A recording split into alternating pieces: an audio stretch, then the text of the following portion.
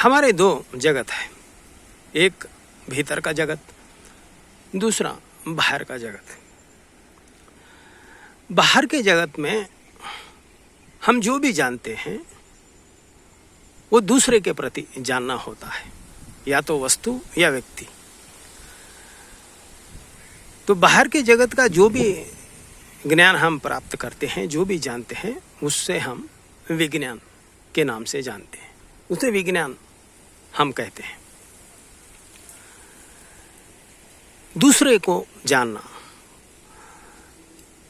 लेकिन अब जब हम खुद को जानना शुरू करते हैं, खुद के प्रति खोज शुरू करते हैं, खुद के प्रति हमारी जो समझ बनती है उसे हम ज्ञान कहते हैं।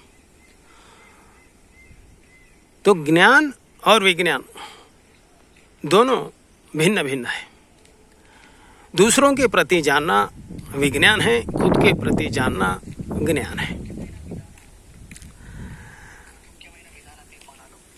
बाहर के जगत और दोनों के जगत का समन्वय ही हमें जीवन के शिखर पर लेकर जा सकता है और वहीं से हमको जीवन का फुलफिलमेंट मिल सकता है। उसी को समाधि या मुक्ति जो भी है कहा गया है। लेकिन इन दोनों में से अगर एक ना हो, सिर्फ एक ही हो और ज़्यादा मात्रा में हो, तो ये जीवन के लिए घातक हो सकता है।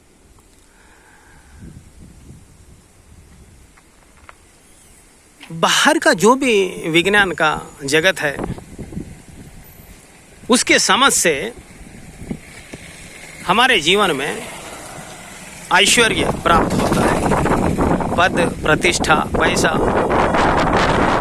बाहर के जगत में सब कुछ हमें प्राप्त होता है जो भी अवेलेबल है।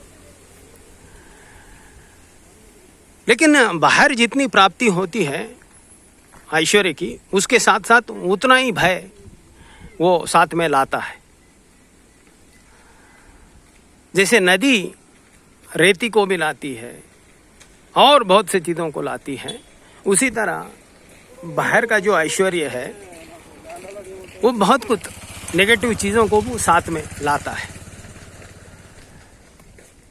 जितना ज़्यादा सक्सेस बाहर के जीवन में, उतना ही भय, उस अनुपात का भय भी हमारे भीतर रहता है, क्योंकि उस सक्सेस को खोने का डर रहता है।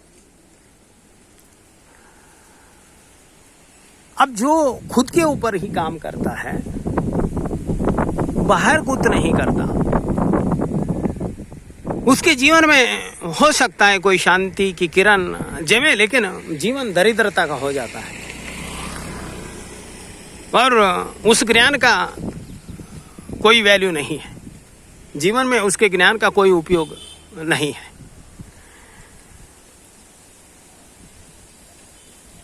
इसलिए दोनों के समन्वय, हार्मोनी, बैलेंसिंग जीवन में बहुत जरूरी है।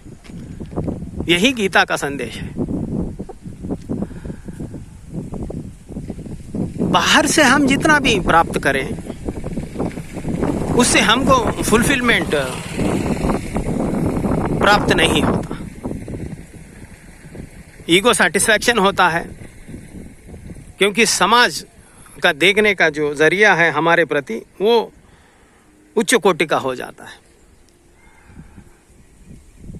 लेकिन फ्रस्ट्रेशन भीतर उसके लिए बहुत जगह रहती है। इसलिए जितने भी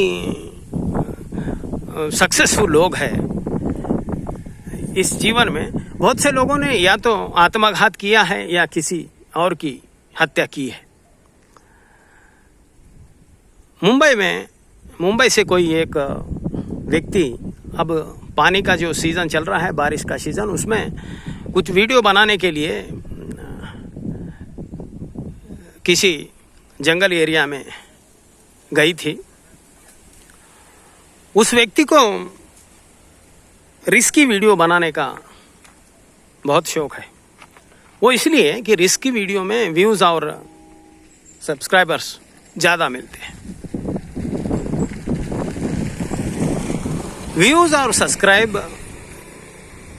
की अपेक्षा करना कोई गलत बात नहीं है, लेकिन उसके दो उद्देश्य हैं। एक, अगर कुछ आर्थिक दृष्टिकोण से या कुछ कमर्शियल यूज़ के लिए, व्यवहारिक उद्देश्य के लिए अगर वो किया जाए तो उसमें कोई गलती नहीं है, क्योंकि उसके लिए भी हम समय देते हैं, मेहनत करते हैं, तो ये वो भी एक व्यवसाय का हिस्सा बना रहता है। लेकिन भीतर कुछ खालीपन है, उसको फुलफिल करने के लिए अगर हम कुछ वीडियो बनाते हैं तो फिर वो आत्मघातक बनता है। उसी हुआ उस व्यक्ति के साथ। बारिश का सीजन था, वो व्यक्ति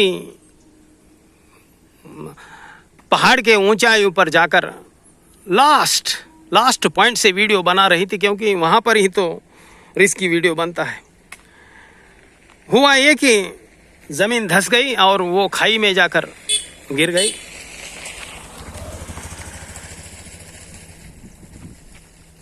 फिर जब हॉस्पिटल में उसको ले गया था तो वो मृतक घोषित की गई।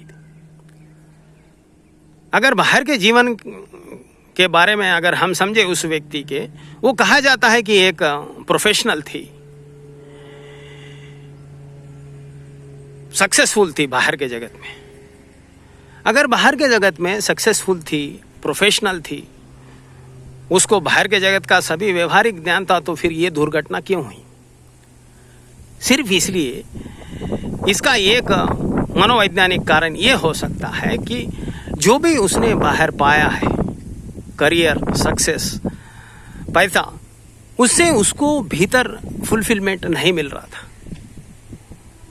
अब ये बात उसे भी मालूम नहीं थी, तो उस फुलफिलमेंट के चक्कर में उसको एक ये वीडियो बनाने का एक शौक लग गया, जहाँ पर उसे लगता था कि इतने लोग अगर मुझे लाइक करेंगे तो उससे कुछ फुलफिलमेंट मैं प्राप्त करूंगी। ये सब सबकॉन्शियस में घट रहा है, उस व्यक्ति को भी मालूम नहीं है। ये उसी व्यक्ति को पता चलता है जो खुद के ऊपर काम करता है। इसलिए सिर्फ विज्ञान की प्राप्ति, ऐश्वर्य की प्राप्ति, विज्ञान की समझ काफ़ी नहीं है।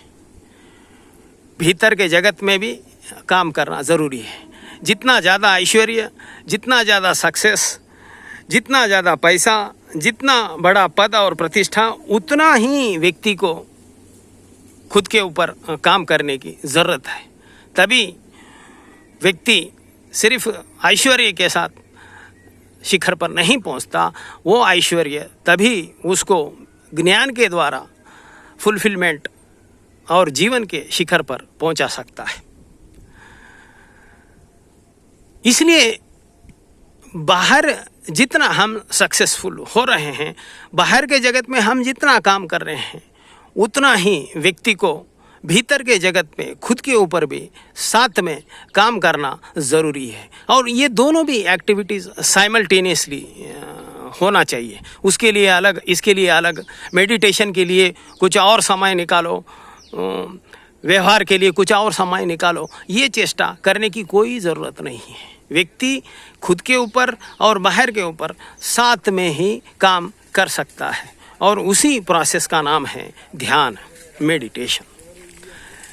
गीता के जो महत्वपूर्ण संदेश है जीवन के समस्याओं से सुलझने के, उसमें ये एक महत्वपूर्ण संदेश है।